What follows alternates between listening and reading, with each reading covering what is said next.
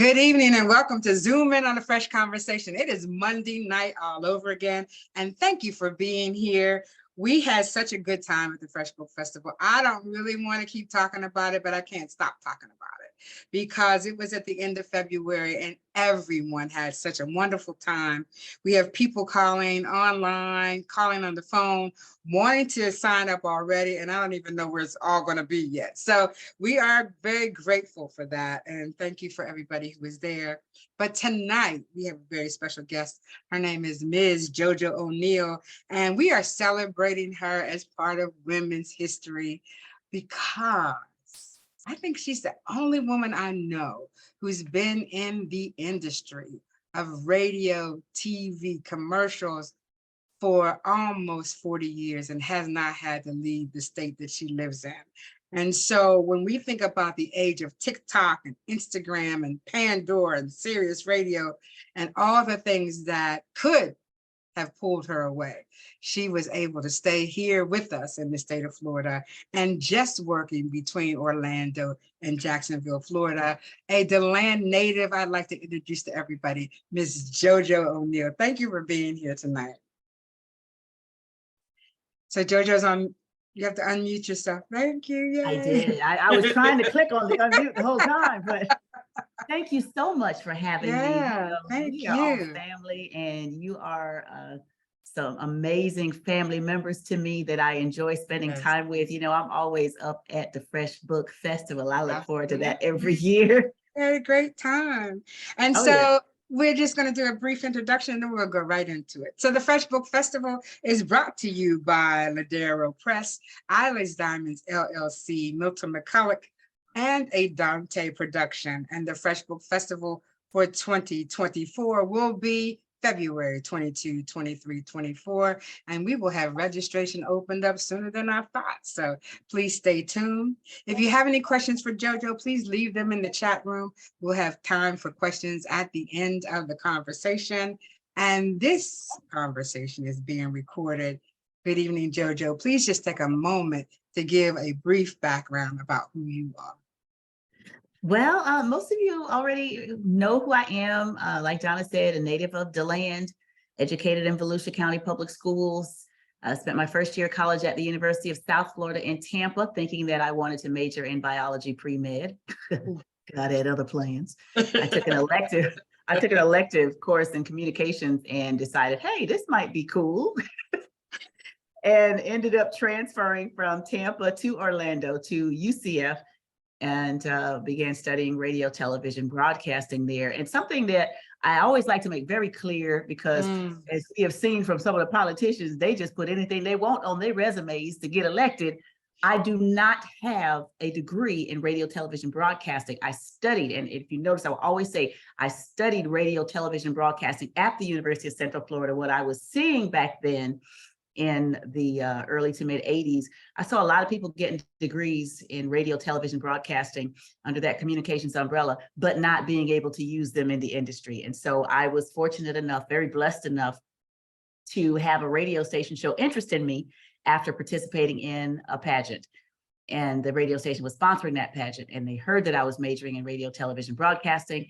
And so they sent someone backstage to say, hey, we're going to train you. Now, I was already taking some classes in broadcasting, but they said, we're going to train you. And so I took it upon myself to actually show up at the radio station so they could do just that.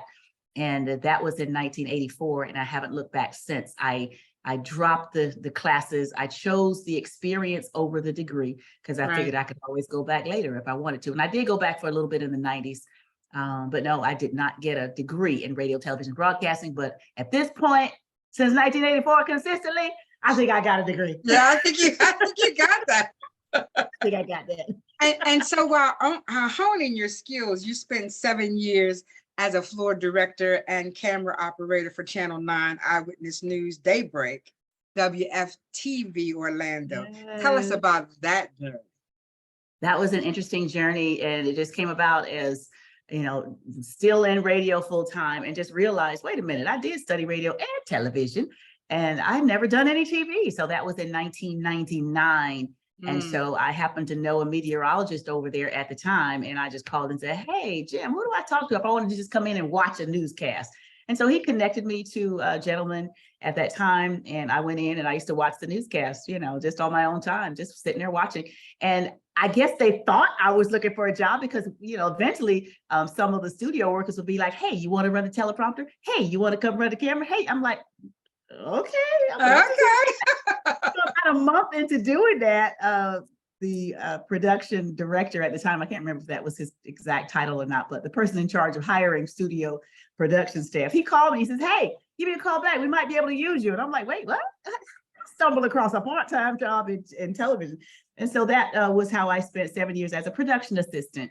And that actually was what I was doing part-time before I got the asthma diagnosis, and I resigned my part-time job after 7 years.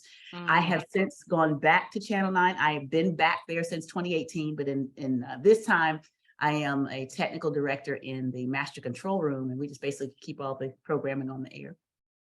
So I'm back there. So when I arrived in the state of Florida 27 years ago, were you running up and down the road from Orlando to Jacksonville, or how did you make that work? No. I've only been on one of our stations in Jacksonville for about 7 years now. And once upon a time, pre-COVID, I would make monthly visits to Jacksonville just to interact with the staff up there. This is all a part of the same company, Cox Media Group. And so they figured out a way to get their money's worth out of me and say, hey, you're salaried, so we're going to put you on another station, and it's going to be covered all under that one salary. We ain't got to pay you no extra. We ain't got to hire nobody else either. There's a brilliant idea to get their money's worth out. Right. Took it as an opportunity to expand my horizons and meet a whole new group of people that I can interact with. And so, no, it's always been where I do that remotely. But I've only been doing the dual stations for about 7 years now. And so were you JoJo Dancer, or was that somebody else? That was me. Okay, that was you. Okay. So before you were the Richard Pryor movie, by the way. It was a year and a half before that movie came out. Exactly. So you were JoJo Dancer in Jacksonville. No. Okay. I was JoJo Dancer in Orlando when I first started in 1984. I've only been in Jacksonville for the past 7 years. And when I first went to that market, there was a veteran in that market using the name JoJo, and he had been using it for years. And so out of respect, I just began to use JJ Oneal up in the Jacksonville area. But up until, when was it? Maybe several months ago, 6 months ago, maybe, I don't know. And when we found out that he's no longer in that market, I began to use the name JoJo in Jacksonville as well, so that it would be a little more cohesive between the Hot 99.5 in Jacksonville and Star 94.5 in Orlando. I'd use the same name. I could use the same name now in both markets. Now, this is not one of the questions that I sent you, but what is the dynamic difference between Orlando and Jacksonville? And did you do the same genre, or was it different of music? It is the same genre. It's R&B, although here it has become the same genre. Back when I first started is when Star had lost their last mind. Okay, I remember that. Jumping in all that hip hop and stuff, hip hop and R&B. So it wasn't very different. At that time, the management thought that they could cast a wider net and just capture people from 18 all the way up to 55. And we keep telling them, look, we love our babies, but we don't want to party with them or listen to music. But they thought they could, get their ratings going and capture more people. And so they dropped in the hip hop and the R&B, whereas the Jacksonville station was still targeted toward the grown folks, the adults, if you will. And so it was two very different formats at the time. Since we've had Elroy Smith on for a little over a year now, he is now also program director over both of those stations. Because when I first started, I had two different program directors that I was dealing with, Jacksonville, Orlando. Similar programming, but still their styles were a little different. So I had to do different things for different markets. Now Elroy Smith has come in and he's pretty much kind of making everything line up and be kind of on the same page, similar music, similar delivery on air, and just similar formats. Very much. I do remember that dichotomy, and if I do remember, it didn't last very long, like a year maybe. It should have, in my opinion, with all due respect. I think it was a year, maybe less, because like a minute. People We're like, what? That's just not my field. That's just not my Yeah. area. Even when I was a young person, I wasn't deep into hip hop. I like it, but there's some people who can go deep into that hip hop and stuff. And I'm like, that was never me. I don't know why. Well, There's so yeah, much. I mean, you have to have the history, when you get past Jay-Z and Drake, I'm pretty lost. So, and I guess that's just not, that's not enough for me, At that point, that Yeah. was just me having to do extra research when we Right. were playing that music. I would just have to do extra research on these new artists and figure out how to say their name, and everybody named Lil, so I had half of it right. Yeah. It's a whole, I remember watching the one of the award show, and I'm thinking, who is that? Who is that? Yeah. It's a different, you're right. Everybody's shaking their head. Yeah. It's a different field, right? You just have to have the history of it. So when did you say to yourself, this is what my passion is? When did that I never said Get that. out of here. No. Up until very recently, I would still say, I'm still trying to figure out what I want to be when I grow up. So no, that was never a point where I said broadcasting was my passion. There are people who absolutely love radio. That is what they want to do. That has never been me. My connection, and if you want to call it a passion, my passion is for people. And so I have to have a love for radio simply because it allows me to reach people. So I can't dislike the medium, because otherwise I would not have that platform to go after my real passion, connecting to people and being there for them, other than just playing music for them, but just being there for them and whatever their needs are, and just showing love for people. That's where my passion really lies. So this is another question. I think of all these things after I've made up the questions. So when we were pandemic bound, right? Yes. How is it you just never seem to lose a step? How did you do that? When you say lose a step, I mean, you didn't do a lot of things out in the community, but you never lost a step on the radio. Yeah, no one was doing anything out there. So by the grace of God, technology stepped in. And so I broadcast both my shows from home for 10 months. And sometimes I would post about my makeshift at-home studio, because it was my office here at my house. And all I needed was a company issued laptop and a microphone, a USB microphone. And so that company issued laptop allowed me access to the servers at both radio stations in Orlando and Jacksonville. So I could go into the back way and look at the same program that I could see when I was in the studio. And I was able to do my shows from home for 10 months. And honestly, it's a little bit longer process. There are a few extra steps required to get it done. But when I say I kind of enjoyed being home and being able to do it from home. I was more comfortable, not having to be concerned about going into the studio and using the same microphones and making sure I've wiped everything down, the keyboards, those microphones. And it really took some of the anxiety away to be able to isolate myself here and still get those shows done. What I did miss was the interaction with people, because I did not have access to those studio phone lines. And so so people calling in and saying hello and requesting music. Okay. Right. Exactly. That part I couldn't get. I didn't have access to the studio phone lines. And so that made it a little bit more difficult. And I like having the interaction on air with people. It just adds to it, makes it a lot more fun, more interactive, more interesting, I think. So that's how that got. Tell me how it has enhanced your life. And then tell me how your personality outside of your family, how did it impact your family that you are so personable and really can't go anywhere without people knowing who you are? Well, it has enhanced my life through, again, an interaction with people. And people, we have, am I allowed to cuss?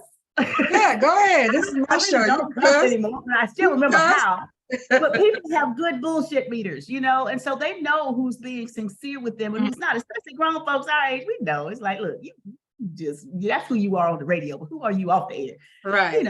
it has enhanced my life by allowing me to meet some amazing people who know that I'm sincere when I say what I say, and they reciprocate that. So that to me has been the biggest blessing. There are so many days when I'm on the air and I will share a lot of my personal life on the air, but if I'm having a challenging day A or things moment. are going sideways, I am not going to allow that to interfere with what I bring to the air. And so I don't put that part on the air. And people will call me and just out of the blue, that's why I say I believe in angels. People will just call me out of the blue and say, hey, I just wanted to call and say hello, that I'm listening to you and I love what you're doing. And I'm like, you have no idea what that just meant to me. So that is how it enhances my life, is allowing people who will come in and just uplift me, and they have no idea. It's like, you think I'm making your day and you making my day, you know? And then as far as my family, And your sister, who you look just, you look just alike. Yeah, we do. So, I do have one sister, but we look like twins. It's crazy.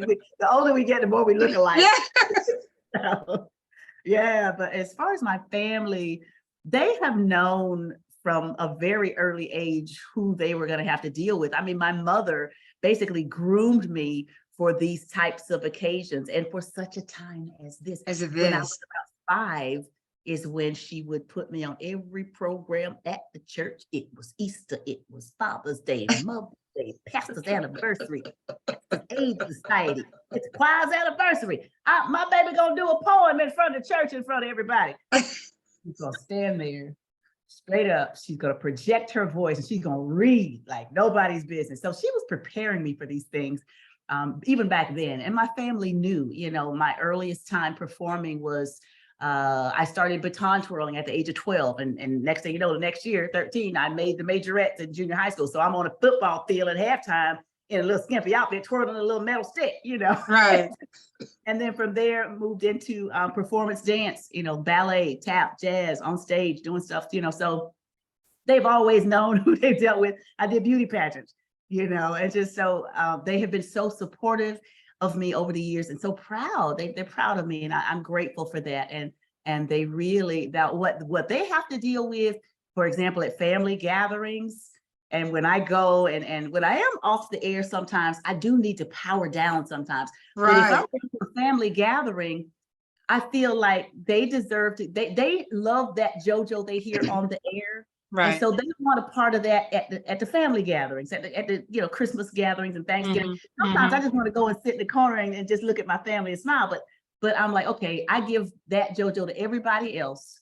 I'm going to give a little bit of that to my family as well. So I'll do, get up and do trivia or just, shine in front of them as well, because they deserve it. They get a lot of calls from people wanting to reach me, and they go through them and they try to get stuff through them, get to me through them. Right. That's the dynamic I was thinking about, right? Yeah, they do. They get a lot of calls. Hi, my name is so and so, and da da da da. And can I have your sister's number? Can I have your auntie's number? That's your auntie. So they're like, oh Lord, here we go. But I don't know when the respect started in the city of DeLand for your kind of privacy, but I did notice that the first time I was there for an event, that everybody didn't kind of just jump at you. You know what I mean? Oh, in DeLand? Yeah. We were at Earl Brown Park. Yeah. And that's family, right? So it was really, really nice to see that you could interact, but not have to be bombarded with, they have high respect for you. So I thought that was really great. I'm grateful. And, I still, and even when people do come at me, I'm like, look, that's why I'm here. I'm here to be a representative for my hometown and my home county and my people. If not me, then who? Yeah. Who else is going to represent you? I'm not going to run for office, so I can't represent you in that regard. Right.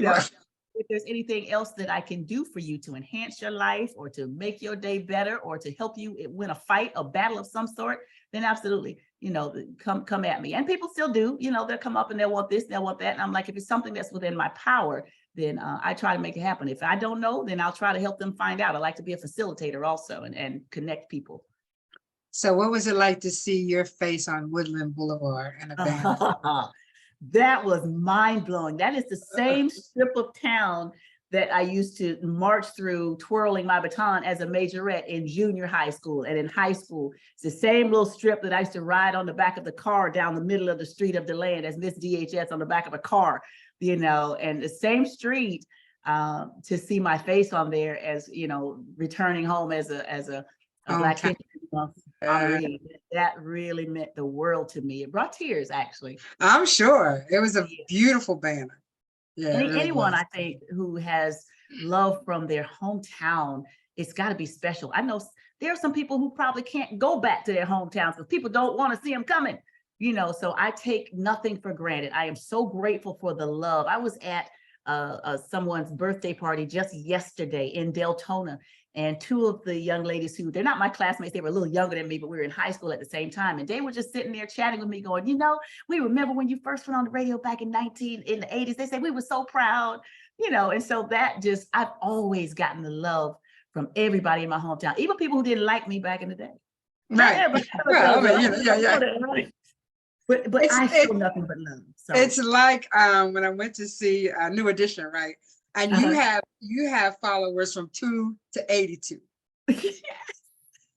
I mean, that's amazing. Really, it is amazing that you know 3 and 4-year-olds know who you are, and then your great grandma knows who you are. Oh, that's JoJo. You know what I mean? So but the funny part is the kids they'll ask their grandparents and parents, how do you know her? You know, like, are you kidding me? Seriously? I mean, that range is amazing. Do you ever think about that? That is amazing, JoJo. You know, it's interesting. I really don't think about 2 to 82.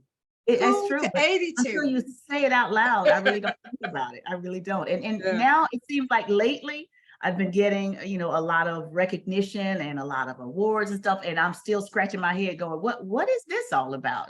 First of all, I'm not used to it. And second of all, I'm like, I haven't done anything. Yes, you have. And so I don't think about it. I just do what I do. I walk my anointed path as best I can. That's it. For 39 years, you've been working on this anointed path. It doesn't feel path. like it's been that long. That's like, yeah, if my research is correct. Yeah.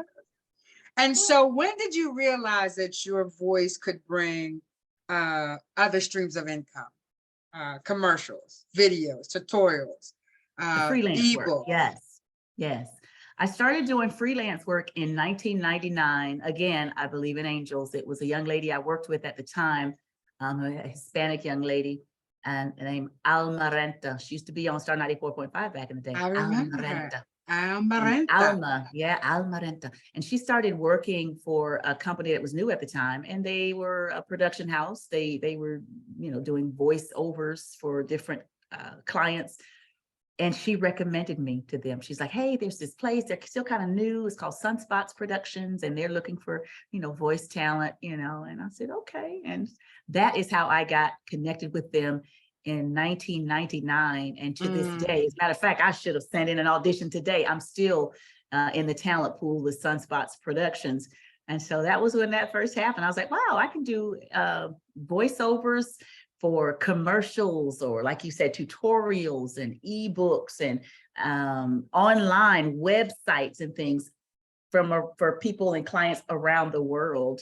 I think the one that I remember in particular, we had a session with a company that was in Dublin, Ireland, you know. So like, that's pretty wild, you know. That's pretty. Yeah, you can hear my voice anywhere, and you'd be like, hey, is that it might be. It might be. And you know, people don't understand that when you have to, it's like writing a book. I tell my authors, you wrote the book, but what else you gonna do with it? You know, you're a radio personality, but what else you gonna do with it, right? Commercials. Exactly. You have to think of other things to expand your horizons, even when you're laser focused on what you're doing already, right? So absolutely. That's amazing. Well, you know, back in the day, it used to be that whole one career path, and after 30 years, you got your gold watch. You know, that's Beaver Cleaver days. Nowadays, you have to have multiple streams of income. You have to have, not have to, I shouldn't say have to, but most people nowadays have different avenues that they explore as far as their talents go. I started a podcast. called Handle Your Business, where I go out and I highlight different small business owners, especially the ones who are doing good business. And I spotlight them, and I record a video session with them called Handle Your Business. You can look that up on YouTube, Handle Your Business. Please, I will. Yeah. Yeah, there are like 3 episodes out there already. And not only that, I just recently finished all the testing and the paperwork and the background checks.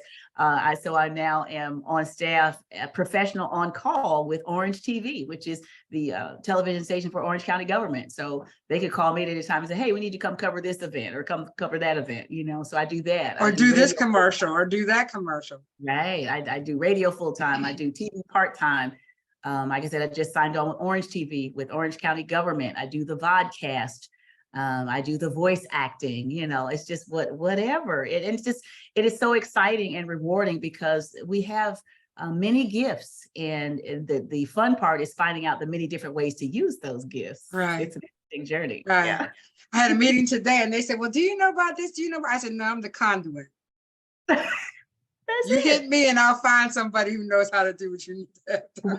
But I'm not necessarily the person who does it, right? Yeah, but that has so much value. You have no idea. Absolutely. And so we were at a social event, and I'm not really sure what year that was. I can probably tell you. And I didn't recognize who you were. It took me a minute. Do you remember that moment? Oh, absolutely. I've traveled that journey. There were several people who would look me in the face and not know who I was until I spoke. Didn't. I was. It saddened me that I could not recognize you until you opened your mouth, right? So let's talk about your asthma journey and how you are now president and founder of Let's Kick Asthma Foundation, Inc. And being that your voice is everything. And then to find out that you have this, I don't want to call it disease, let's call it an affliction, a moment of affliction that puts you in that space. Tell me about that. I call it a condition. There's a condition that I've been diagnosed with. Okay. That was adult onset asthma. So I was diagnosed in 2004 after having led a very healthy life, not healthy, but no medical history. No medical history, very active, dancer, twirler, very physically active. No issues until 2004, adult onset. And so it was a difficult journey because for me, I had, even though it was a term that I was familiar with, most everybody has heard of asthma before, but how much do we really know about it? And then, once I got the diagnosis, I really realized I know nothing about this. What do I have to do? And I had no idea, for example, that at that point, I wouldn't have to medicate myself every day, no matter how I felt. If I was feeling fine, I'd still have to take medication. And I'm like, I don't think I want to put up with this. I got things I want to do. I'm too active. I love to go and do and jump and run and play and throw axes. And just do referencing a video I did recently where I did go axe throwing and I loved it. But I like to be very physically active, just loving life. And here comes this condition that's restricting my breathing, which affects, it's hard to talk when you can't breathe. It's hard to eat when you can't breathe. It's hard to walk when you can't breathe. It really just interferes with your lifestyle when it is not controlled. A lot of times it's not controlled because the patient doesn't know enough about it to help the doctor with that diagnosis and treatment plan. And so here comes me popping up and boom, all of a sudden I get this diagnosis in 2004 of asthma. I'm like, you say what now? I got things to do. I ain't got time to struggle to get up a set of stairs. What? So that began the journey of trying to figure out what's going on with my body. And it took from 2004 to 2017 for me, in collaboration with different types of ologists, all kinds of doctors, pulmonologists, respirologists, or whatever you call them. Right. Different doctors, allergists, respiratory therapists, just asking questions to figure out the type of asthma that I have. First of all, I had to learn that there were different types. Treatment is different depending on what type it is. I have a rare form called eosinophilic asthma, and that has nothing to do with anything except a certain type of white blood cell called an eosinophil, and the levels will rise in response to a trigger. And that means that they're just overworking. And when the white blood cells work, of course, one of the ways that they fight infection in our body is to produce inflammation. Well, my little eosinophils were working overtime. They were producing too much inflammation. And so my lungs would fill with fluid. So it took all that time from 2004 to 2017 to get the proper diagnosis and proper treatment. And now I take an injection once a month that controls the eosinophils. Now, along that journey, in 2012 was my worst year. I spent a lot of time in the hospital. I was off the air for about a month at one time. I began to develop pneumonia. I had pneumonia about twice in 6 months. My lung collapsed that year. I had a lung biopsy. All kinds of things were going on in 2012. And at that point, they were still treating my asthma symptoms with just generic blanket asthma medications, which wasn't working. And so. And they had you on steroids. That was exactly what I'm getting around to. They had me on steroid medication, prednisone, high doses, because that's all they knew at that point. And I was actually competing. I had done fitness competitions at that point as well in 2011 and 2012. And I competed at 135 pounds in figure posing, type of bodybuilding. And from the time I competed at 135 pounds in a fitness competition, 6 months later, I was 194 pounds and unrecognizable. And that was just what was going on the outside physically. There are a lot of things that emotionally, yeah. Oh, absolutely. Yeah. Absolutely. Emotionally, there was a lot going on. I didn't know how to dress that body. I didn't know how to, I'm gonna be real with y'all. I didn't know how to make love to my husband with that body. I'd never had that body before. I didn't know how to dress it. I didn't know what to do with it. I would walk sometimes and be out of breath, and people would think, "Oh, you struggling with your asthma symptoms?" I said, "No, I'm just heavy and I'm struggling to breathe." Okay, because of the weight, the extra weight. And so I think it was just an opportunity for me to gain another experience. And so that way, if someone comes to me from my plus size community, and say, "Oh, well, you don't understand what it's like." I think God just gave me an opportunity to say, "Yes, ma'am, I do understand what it's like. So let's talk about it. Maybe we can do something to help each other anyway. You think JoJo was always skinny?" Yeah, well, up until that point, yeah. But now I understand. And so now we can connect on a whole nother level. But yeah, I was unrecognizable. It was a difficult time. And yes, it weighed on me emotionally, psychologically. We had a good time that night. Don't get me wrong. We always have a good time. And I do want to say that I thank you, Donna. I thank Doc Bethune. I thank everybody, Chester, everybody, Type Mike, and just so many others. Shouldn't even start naming names, because there was everybody who always encouraged me. Nobody just shied away from me. You still embraced me. You still invited me to get up on stage looking unrecognizable with a misshapen face and a squishy body. And you still welcomed me and embraced me. And no one shunned me. Everybody was just like, "She's going through something right now," and I just felt the love. And I tell you, that right there was invaluable, because I was struggling. Yeah, but yeah. There's always, there's the struggle, and then there's the other side of the struggle, right? Exactly. So you just have to get through it. You just have to get through it. And look at you now, right? I mean, it took some time, but yes. Now you're over it. And now you're making us all feel bad in the gym. That's an effort. Yeah, that's an effort, because I still, from that day to this one, I still have not gotten back to where I once was with my bodybuilding journey, but I don't care. I'm breathing well, and I thank God for that. And I still have made a lot of progress. So I don't base, my life on where I haven't gotten back to where I once was. I thank God that I'm still here. I thank him for restoration. He promised me. First and foremost. Yeah. He promised me 2 years before I went through that worst year.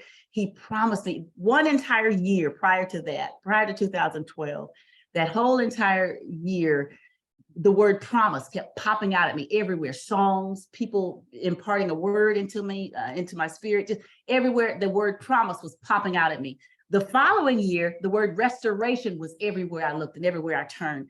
And then so that next year afterwards is when I began to go through that worst year, that journey of being to the point where Had I not been given that promise of restoration by my father, I don't know if I would have made it through that year. I don't know if I would have been strong enough to fight.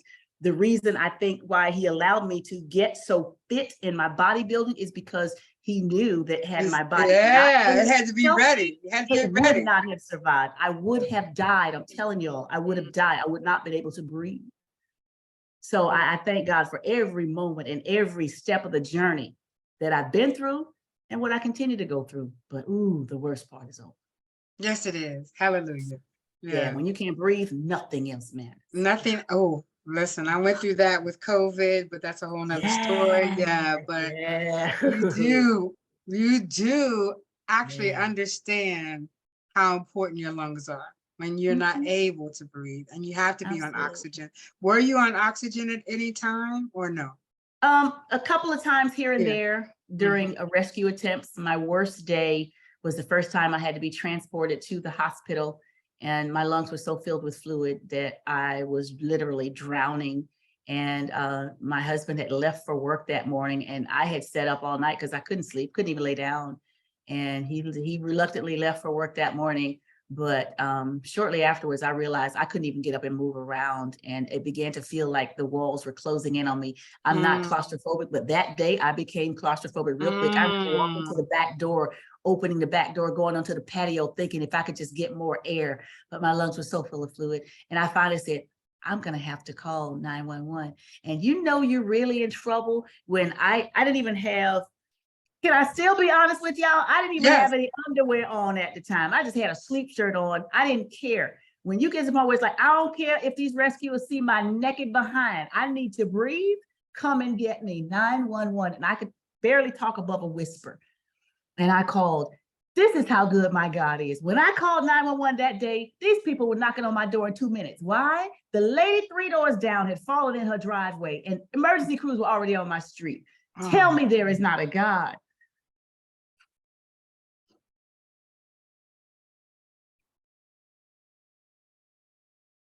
Yeah.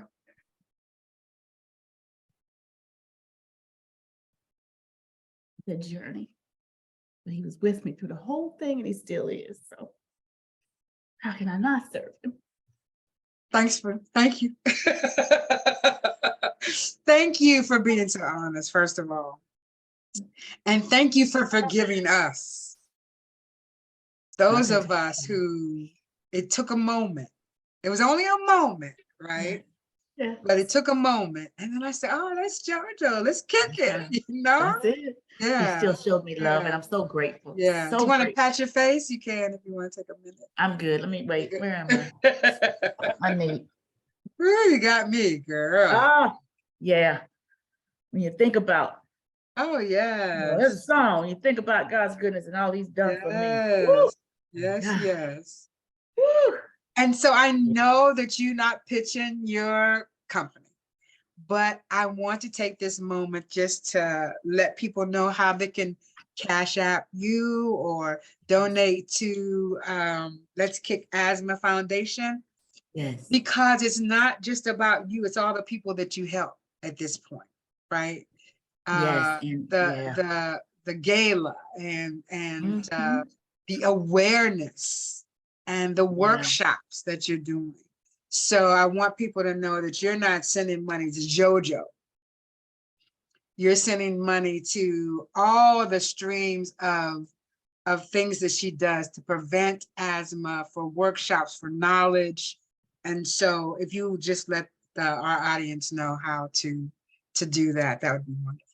Absolutely. And you know what? I am asking, you know, they say sometimes you have not because you ask not, and a closed mouth never gets fed. Never gets fed. And you know, I gotta admit that I started this nonprofit organization. Well, actually, we started off just as a support group in 2013 after I got out of the hospital. Wow. January 2013, we started meeting up for support groups, which we still do every month.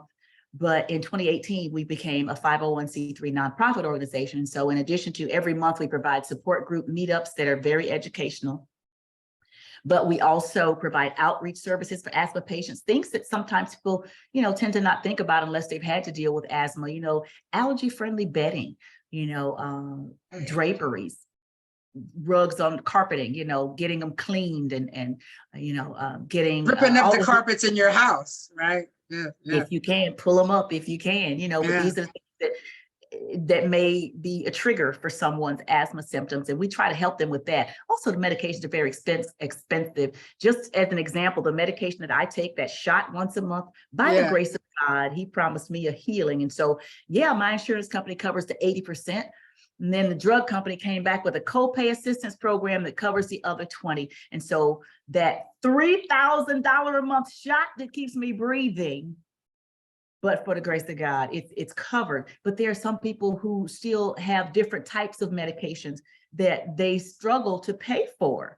So what are you going to do? You're going to, pay the bills, or you're going to breathe, So we try to help people with whatever their challenges are as they're related to asthma.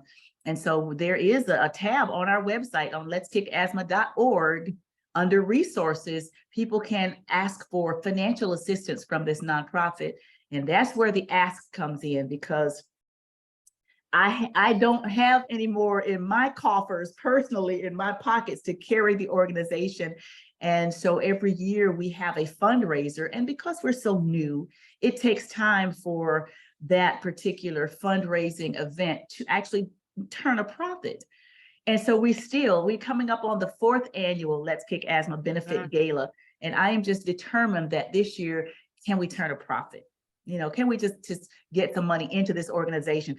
I don't even have it. I mean, actually, literally, God has made it to the point where I have to rely on him and the resources he sends to me, because I no longer have it in my own personal pocket to give for the organization. So in May 17th, May is Asthma Awareness Month, by the way. So on Wednesday, May 17th, from 6 to 8 p.m. at the radio station, we will have a food and wine reception where we will invite people in who are potential sponsors to help us with the gala.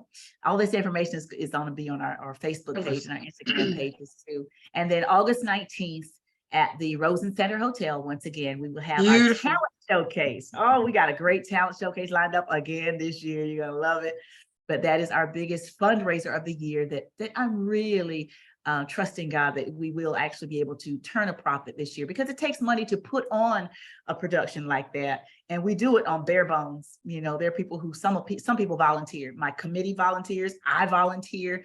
A couple of people do volunteer, but we do have to pay others. And I always want to pay people for their services. I don't like to ask people to do anything for free, because they're trying to eat too. So if we can just generate the funds, we can pay for the event and turn a profit. It is supposed to be a fundraiser after all. So we are seeking sponsorships right now. And so you can reach out to me. Let's Kick Asthma. We have an email address, letskickasthma2013@gmail.com, or you can reach out on our website, letskickasthma.org. And just let us know, we are sending out sponsorship packages right now. So if you let me know, I can have my assistant send out sponsor packages if you're interested. And she's getting ready to put up the Eventbrite link very soon. Our tickets will start going on sale. And I'd love to have you come out and we have a really good time. Yeah. Yeah, it's a lot of fun. We sell the fun on this event. We get information in about asthma and the organization, but it's all about an evening of fun. And so I welcome any and all assistance that we can get. I appreciate everybody, and I thank you all. www.letskickasthma.org. Please go online and donate what you can. Every dollar really, really helps. Absolutely. There's a donate button on every page of that website. So as well as should be. As well as should be. I ain't got to donate. Yeah, I shouldn't make people chase me down to give me their money. It's like, wait a minute, what? Do you have a Cash App on that page by chance? We do have Cash App out there, and it's just $, Let's Kick Asthma. Okay. That is it. Of course, no apostrophe, just $, Let's Kick Asthma. PayPal? There is a PayPal, but I don't remember the PayPal. Is it on the website? It is. Actually, if you pay through the website, it goes through It's PayPal. Okay. Yeah, so if you go to letskickasthma.org, the donation button on the website actually goes through PayPal. That's what I tell my authors. I want you to have everything. Cash, I want you to have it all. Yeah, we got it all. Make sure you have the ability Yes, to and take it is everybody's tax money. deductible. Yeah, It's so tax deductible. for me, when I personally make donations to other people's nonprofit organizations, and they give you that receipt, I save it in a folder so that by the end of the year, and when it's time to file the taxes, I go back to that folder, and you'll be surprised how much your donations add up that you've made through the year to other organizations. It really does. So, Yeah. same with ours. We are a 501c3. It's tax deductible when you donate to Let's Kick Asthma. Yeah. So tell me what it was about Classy Couture that you decided to be their spokesperson. Because I mean, you do a wonderful job for that particular business. And was it the owner? Was it the clothes? Was it the fact that Kim has this personality, that no quit personality, right? No matter what. Magnetic. Yeah. It's a combination of all that. Okay. We had actually, because the time that we actually connected was not the first time that we met. We had done an event. I think Barb Gertman put together an event one year where she did an awards show, and Classic Couture Fashions and the Classic Couture models were assisting at that show. And I met them then, but we just didn't connect at that time. But later on. Were we at the Chisholm Center? No, we were at the Museum of Art in DeLand. Yes. Okay. Yeah. So there was an event in Orlando where Kimberly Hodge Russell was there, and she just came over to me. We started talking to me, and she was like, "I'm gonna dress you." You know, if anybody knows Kimberly Hodge Russell at Classic Couture Fashions, she just has that magnetic personality. Yes. That she's going to tell you what's going on. You know, the sweetest and most giving and generous person that I know. You know, but next to all y'all, because I'm just saying, y'all show me so much love. But Kimberly said, "I'm gonna dress you." And I said, and I was confused because we were at an event for fashion designers. We had a fashion show, an event for fashion designers. It was fierce entertainment. And I'm looking, are you a designer?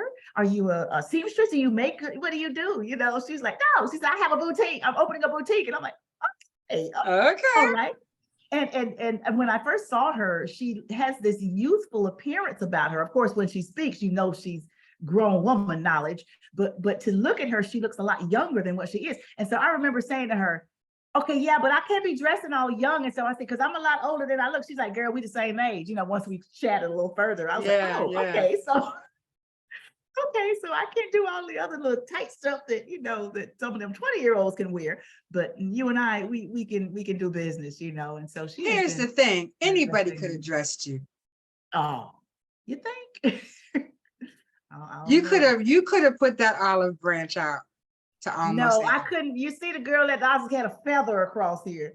It may have fit my upper body, but I wouldn't have been comfortable wearing just a feather. Okay, but just things like that. You know, I like to dress age appropriate for me personally.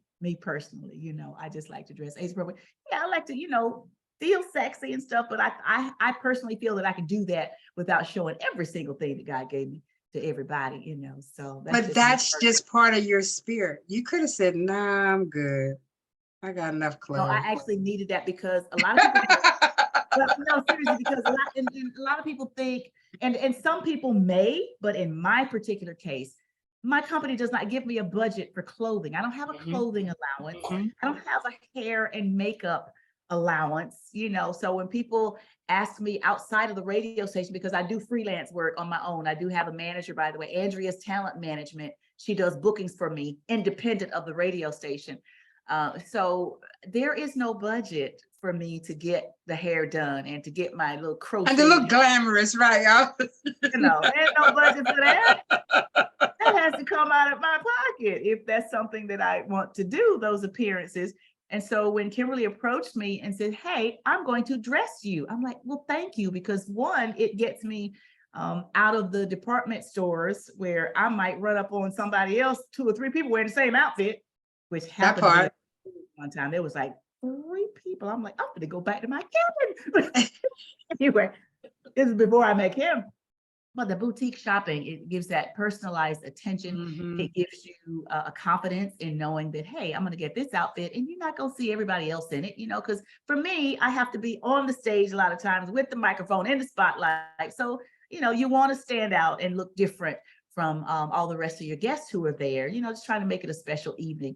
And so when I connected with Kimberly Hodge Russell, she was like, I got you. I will dress you. And not only will she dress me, but she will style me.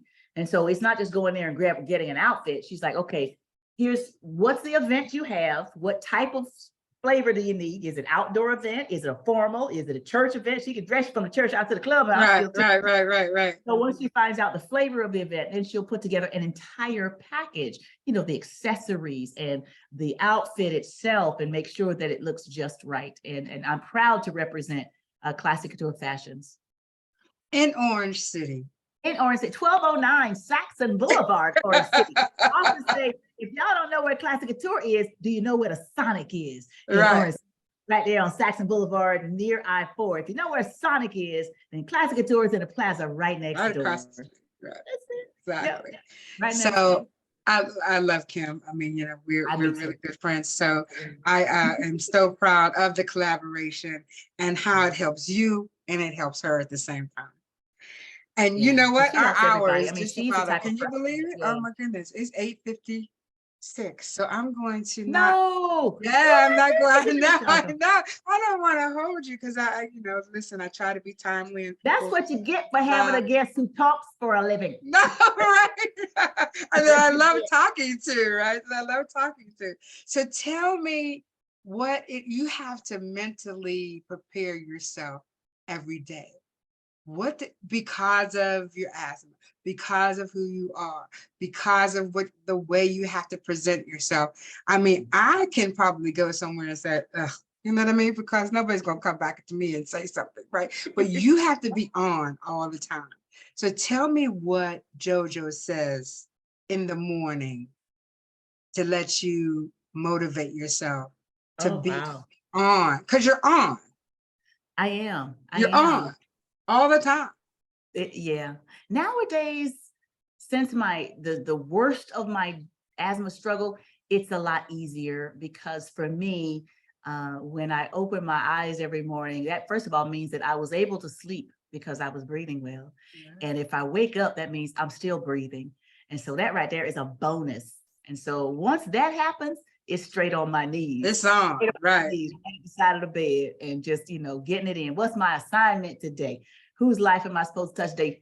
Tell me, make my way so clear that I cannot make a mistake because I got an assignment today. Am I perfect? No, by no means am I perfect. Not at all, but just help me to do the best I can today on my God-given assignment, And so for me, I live in a space of joy, which I think I mentioned on my motivational music moment on the radio, maybe last week. Well, yeah, because today is Monday. It was last week. I think it was last week. Yeah. The shows. I do 12 shows a week, so I don't know. I know. But joy and happiness, two different spaces. I live in a place of joy. Happiness, it kind of depends on your circumstances and what's going on around you in your life. That can affect your happiness. My happiness is shifted sometimes, of course, but my joy, I live in a place of joy, which is untouchable and unshakable. I'm so grateful for that.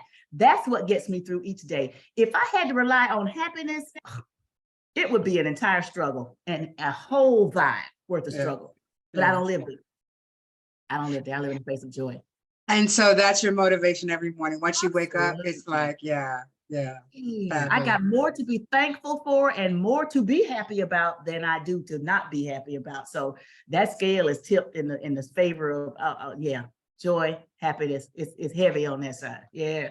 So I'm just. So we have a few minutes. Does anybody have a question for JoJo before we say goodnight to her? Because listen, she would probably be in bed if I hadn't have her on the line right now. I got one more day this week, and then I'm actually heading up to New Orleans. So if y'all don't hear me Wednesday through Monday, I'm going. But it's a volunteer assignment because that's something else that I do. Also, I volunteer with the American Lung Association on a national level. I was a few years ago. I was their national spokesperson for their My Shot flu shot campaign. So I did satellite media interviews in New York for them. And I also did some videos we recorded in Minneapolis for them. But I'm still a part of their asthma patient advisory group. And so there are a few of us that were selected from around the country to represent asthma patients with the Lung Association's Airways Clinical Research Centers, all their clinicians and researchers. They now ask asthma patients, what's the best way to approach treatment for asthma patients and the best way to market the materials. And they actually allow us now to be a part of these clinical trials before they even get funding for these trials. Wow. The beginning part of these clinical trials and research studies. So I wanted to know, how do these things come about? Because I was like everybody else. By the time they get around to asking people to come and volunteer for these things, you feel like a guinea pig. So I'm like, nah, I want to be at the beginning stages of these things. So I know what it is that goes into it, and I get a better idea, and at least I'm a little more comfortable about it being safe, because I see what y'all doing. I'm looking behind the curtain. So anything I can do to help asthma patients. And I'm blessed to be able to do that. So we'll be in New Orleans with those steering committee meetings Wednesday through, and we're going to stay through the weekend. We're going to have I mean, if you have to work or volunteer somewhere, I got to volunteer. New Orleans is the place to be. Get ready to kick off Mardi Gras. What? New Orleans is the place to be. And so, you know, JoJo, we ask everybody to give us a pearl of wisdom before they leave. And so we'll ask you for that now. Okay. Well, for me, it's all about, there are sometimes, let's face it, there are things, sometimes even people that you have to purge yourself of. You have to sometimes let go of. And so for me, it's always been, I like to tell people, be strong enough to let go and wise enough to wait for what you deserve. Because you know you deserve the best. So that's my say it again. Rewind. Be strong enough to let go and wise enough to wait for what you deserve. Tough to do sometimes, even for myself, but you know, I still focus on that as much as I can. Yeah. Thank you so much. Thank you for being on Zoom In on a Fresh Conversation. It's meant so much to me. To the audience, let's kick asthma.org. Please go online and donate. This is something that affects us all. Affects people in our family. You know, it's and we don't really give it a lot of thought, but we need to, because once your lungs are gone, they're gone. There's no reproduction for that. So I have connected with a young lady who is in Daytona Beach. Her name is Kenya Wallace, and she has now connected with Let's Kick Asthma. Kenya Wallace lost her 18-year-old son to an asthma attack. You know, so we are now connected with more families of people who have lost family members to asthma. Because I look at people, I go, this is not something to take lightly, because you know what happens when you can't breathe, right? You know, and so it's very serious, and people have lost their lives. One of my classmates lost her son to an asthma attack. I almost lost my life. Asthma attack. And so we're just trying to do, every time I hear something like that, it breaks my heart, because I want to get to a point where we no longer hear those stories anymore. If there's no cure, or if they're not going to let us know about a cure, I'm not going there, but if there's no cure, at least I don't want to see people succumb to it. I don't want to see people lose their lives to it. And I want to help them find the best treatment for them, because it's individualized treatment. It's different for everybody. So thank you, everybody. Thank you all for being here. Thank you, guys. And as we sign off every Monday night, when the lights go out and the cell phone towers go down, all you have left is a flashlight and a good book. Thank you, everybody. Oh, your book. Hey, wait a minute. Did you write your book? Okay. I'm still pregnant. All right. I'm still pregnant. So we're going to end this broadcast by saying, in 2024, JoJo is finally going to put pen to paper so we can get this story out of her stomach. I made several attempts over the years. I have. I know. And Barty knows I have. Everybody knows I know. I just thought I would just wrench it just a little bit. Yeah. So it's time. 2024. That's what we want. All right. Good night, everybody. Thank you, JoJo. I love you all. We'll talk to you later. Thank you so much. Thank you for being here. And I'll send this to you when I upload it to YouTube. Thank you. I love you guys. Good night. Good night.